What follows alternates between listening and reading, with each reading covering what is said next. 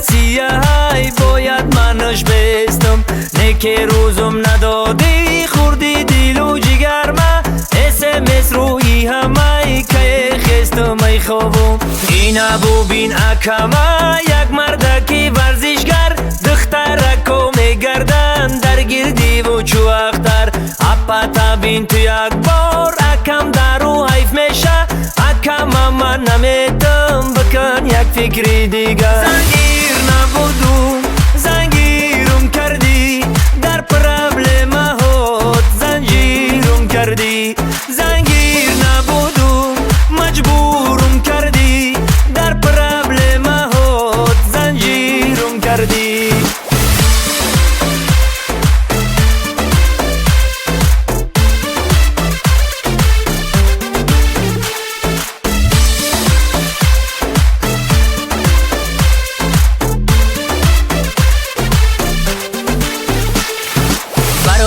قلنگ بفهمم تو آتا و آچتا سبک درش بگیرن نگن سیتا و چلتا که با بعدی توی من یک جای باشم هر دومون نشوه که بعدی توی یک هفته پس رسیه ای بعدی قلنگی خودت مرا مهاجر کردی آچتا لیلی گفتی آتا مجنون کردی عجب عجب ناز داری گویا که پرواز داری وسط هیله و نیرنگ خطا در دل جا داری زنگیر نبودم زنگیر من کردن در آیله خطان زنجیر من کردن زنگیر نبودم زنگیر من کردن در آیله فجتان زنجیر من کردن